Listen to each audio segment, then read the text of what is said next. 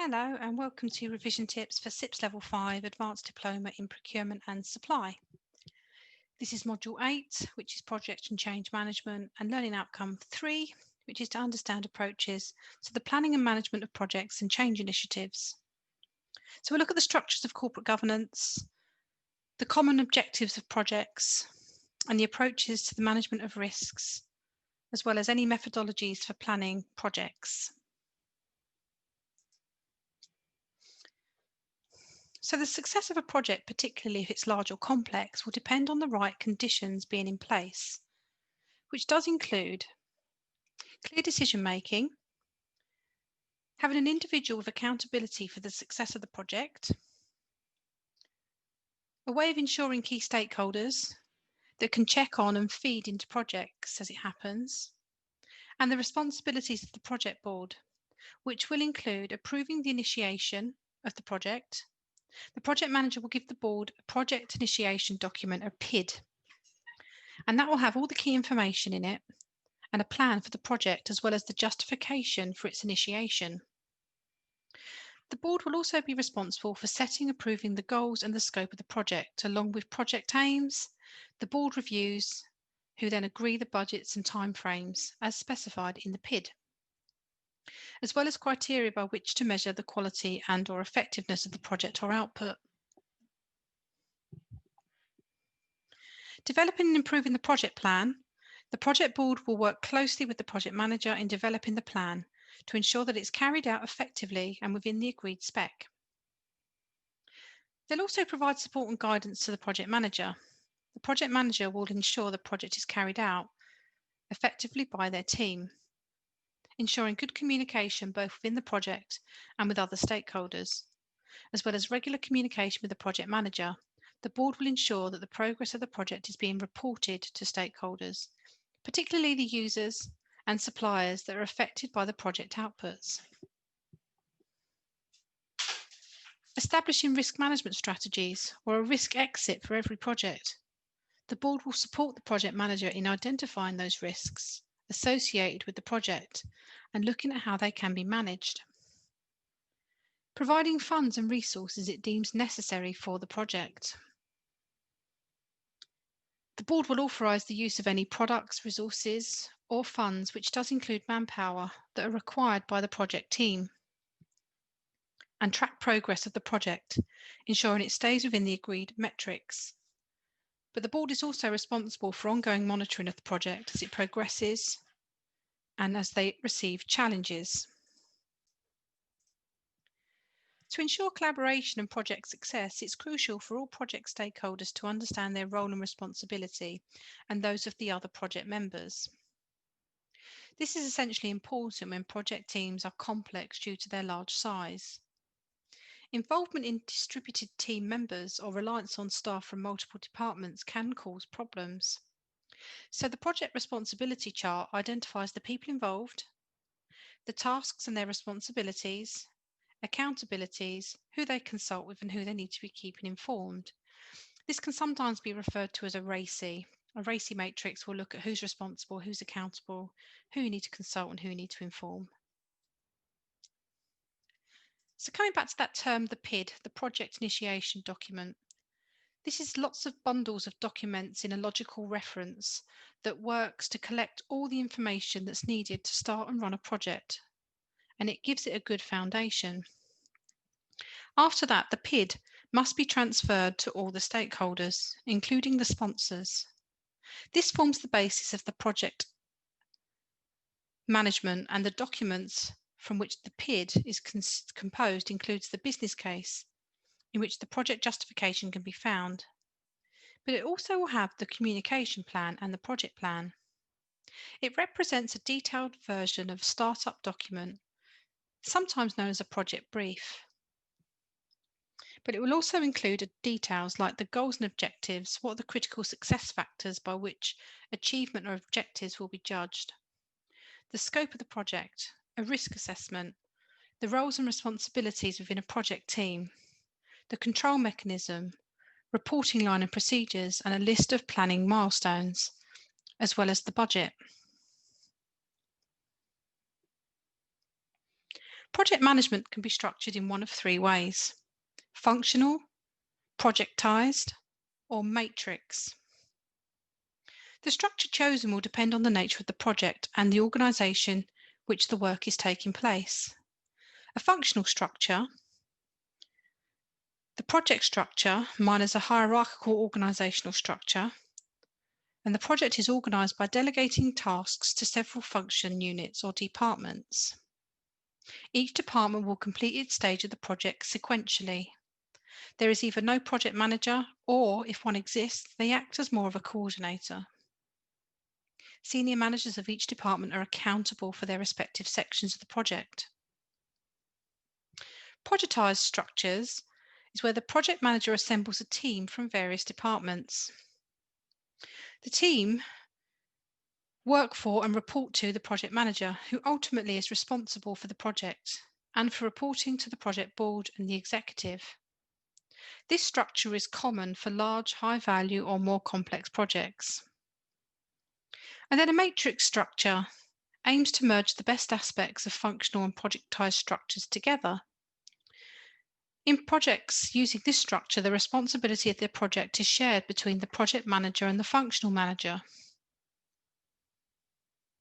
Typically, the project manager will provide an overall plan, and the project manager will manage its progress, providing continuity between different departments. But the heads of department or functional managers are responsible for their section of the project, so they define how the tasks will be executed and what resources are needed. Effective communication is a key component of successful project management and delivery. 80% of project managers' job revolves around communication with the project team, with the client, and with executive management. Without effective communication, vital information may not be exchanged effectively or at all. And a lack of communication may even delay or prohibit the execution or completion of scheduled tasks. By dealing effectively with communication issues, the probability of project success increases exponentially. Project reporting is one method of addressing the importance of project communication. And project reporting is a regular formalised project report that reports on progress against the project plan. Its purpose is to effectively and efficiently communicate status at regular intervals to the stakeholders. Good, consistent project reporting helps guard against unexpected surprises to the project sponsor and other stakeholders. It keeps the project stakeholders informed of critical aspects of project health, such as schedule, issues, scope, resource, and costs, and allows management action to be taken to address specific projects or issues, or even the risks.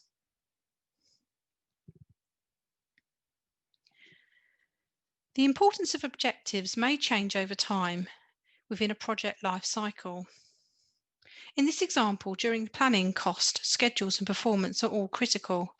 But as time goes by and trade-offs must be made, both the schedule and performance of this particular project are consistently regarded as more important than cost.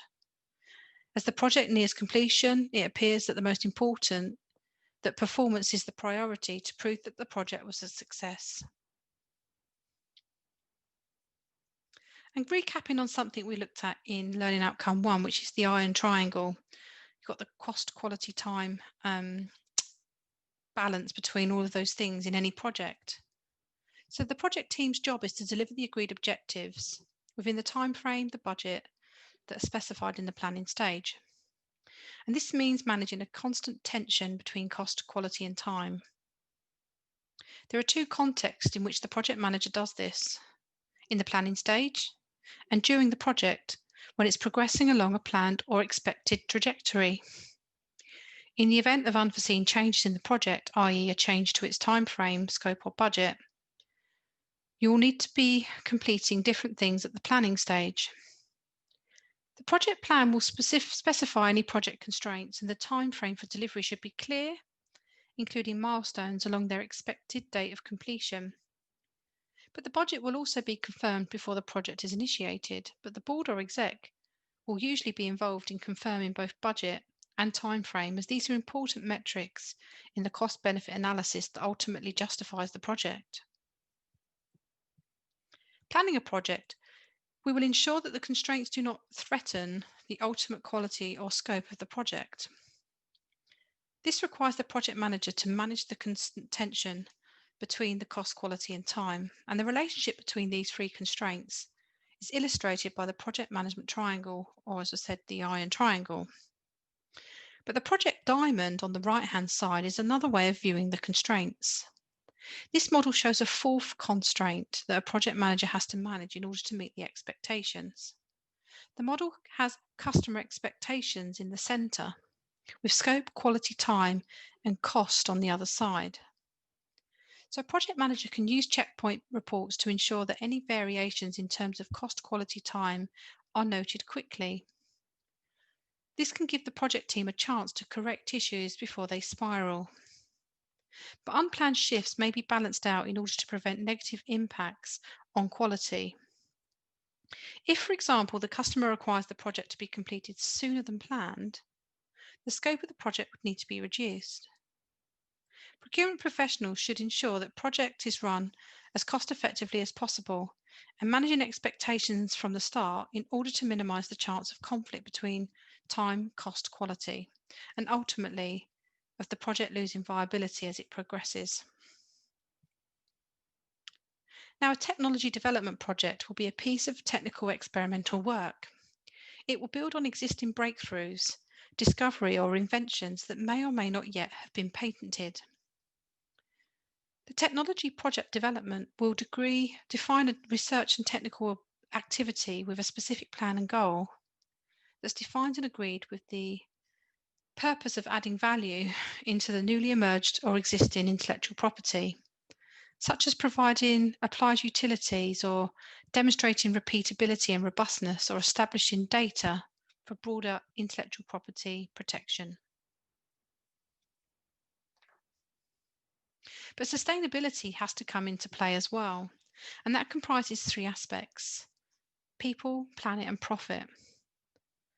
And it can be referred to as two connected project objectives: the longevity of project output and the impact a project has on the people and its environment. So to ensure sustainability is recognised as an objective and is built into the project process, the project manager should embed it in the plan of the project. So this can be done by including it in the PID in a number of ways. So all stakeholders in the project should be recognised and included. This includes environmental groups, local communities, NGOs, and human rights organisations.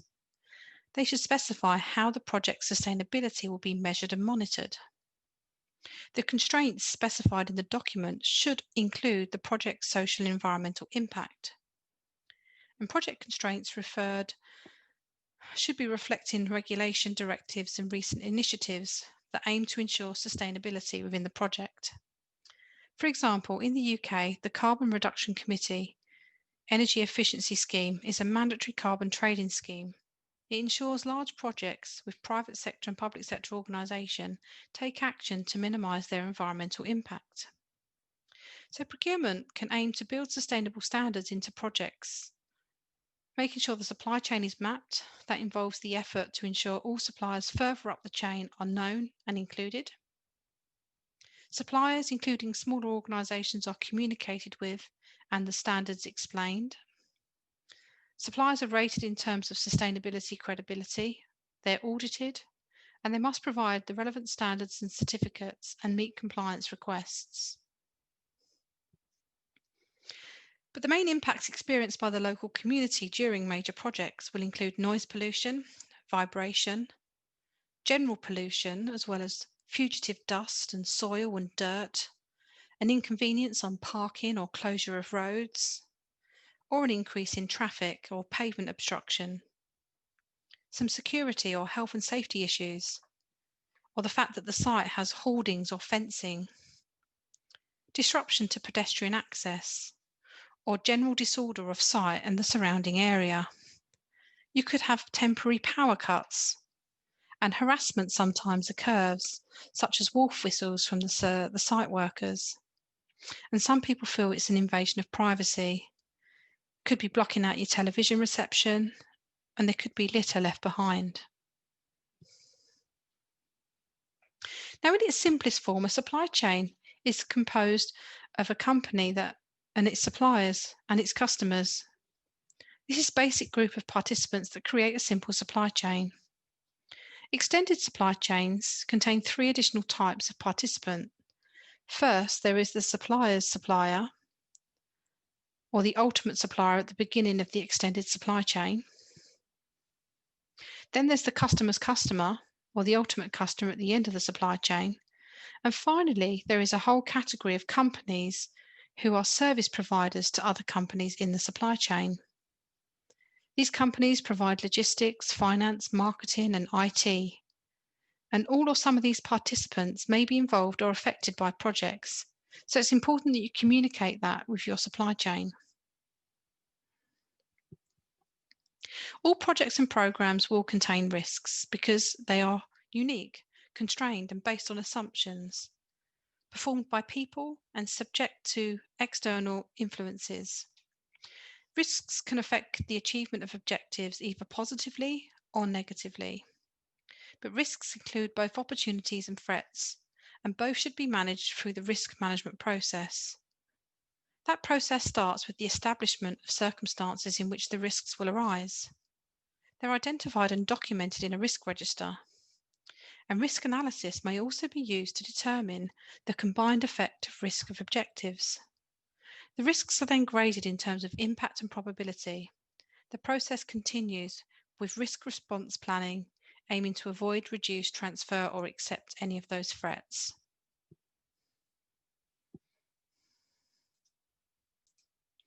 So having identified the risks, the next stage is to assess them in terms of how likely they are, that's the probability on the left-hand side, and the impact if they were to happen, which is at the bottom. Each risk can be scored using a scale such as what we've shown on the screen, from very low to very high, in terms of how likely it is to happen and what impact it would be if it did. But each risk can then be placed on a matrix. Those on the top right of the matrix are the ones where you should concentrate on dealing with rather than those on the bottom left. So risks in the top right-hand corner are high from a risk perspective and high from a consequence or impact perspective. So examples are things like health and safety risks, legal compliance, or serious sustainability issues. These risks will need to be terminated if the impact or probability can't be reduced. Risks in the bottom left-hand corner show very low or low can be tolerated. They require ongoing monitoring to check whether the risk status has changed. And the risks in between can either be transferred or treated. Transferring the risks will involve insuring it or outsourcing it to a suitable supplier.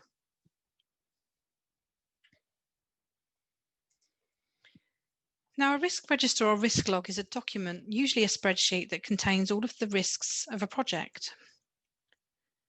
The information included in a register will be the category of risk, i.e., is the risk time, scope, cost, quality, for example. The date when the risk was identified, the definition, give the risk a definition of some description, and then give it a number. So this is a reference number. Like if it's time, it's 1, schedule might be 1.1, let's say. Then the potential impact and the likelihood from low to high, using quantitative information if available from risk simulation. Severity can be high, medium, or low, depending on the impact the risk event would have on that project. And then you've got the prevention and mitigation. What's going to be done to try and prevent or mitigate this risk? Examples might include tracking a particular situation or buying a relevant insurance. Solution, if it does occur, what's the project team going to do? And the risk owner is who's accountable for it. So each risk is rated to indicate the likelihood of it happening and the severity of the impact, the mitigating actions that can be taken to prevent it, and the possible solutions if it does occur. But the important points about a risk register is that it's created in a planning stage of a project. It's a key tool in risk management. Risks to a project do change over time, so it's important that the register is reviewed and updated regularly.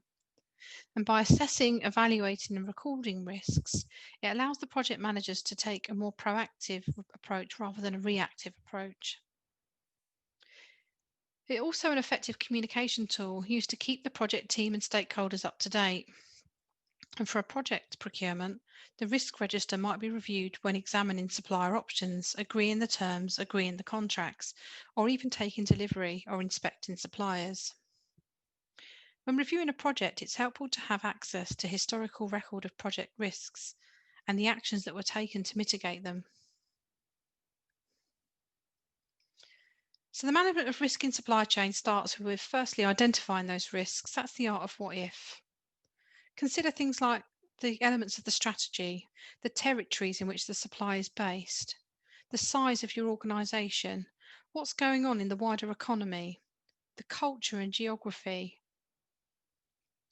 Then you assess the risk or analyse the risk in terms of the likelihood and impact, taking into account the impact that it would have on, a supplier's contribution to the objectives or the difficulty that a project would face in sourcing alternative suppliers. Then you need to mitigate the risks. The assessed risks need to be mitigated in order of priority, starting with the highest risks, highest probability first. Low can be done last. And the methods to mitigate those risks can include things like insurance, business interruption insurance, spreading the risk with multiple suppliers, physical security, alternative supply arrangements. But as well as ensuring that risks and potential impacts are identified, understood and mitigated, there are some benefits of risk management in the supply chain by identifying the best suppliers and partners for the project. It can improve relationships with suppliers, it can have a positive impact on quality, and can reduce waste and inefficiency. So sequencing the activities in a project enables a project schedule to be drawn up. To do this, you start by identifying the activities of the project and the dependencies that exist between them.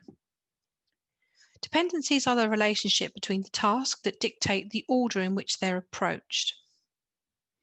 The four types of dependencies is finish to start to finish to finish, and start to finish. So finish to start is the most common dependency in a project.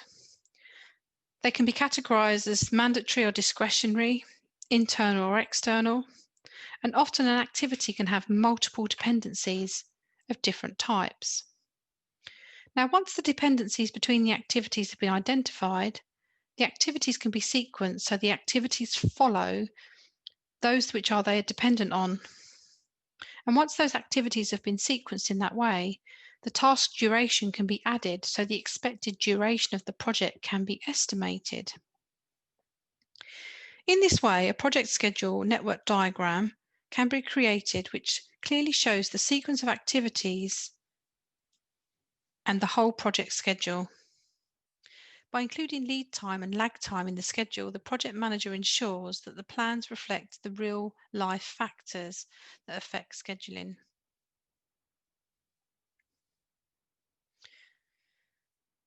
Now, where to represent most optimistic time represents the most likely time and the most pessimistic time. So it's quite hard to see. You might need to pause to look down in the bottom left-hand side. You've got TO, TM, TP. TO is the optimistic time, TM is the most likely time, and TP is the pessimistic time. And you can see on here 10 activities which require between 4 and 8 hours per week to complete.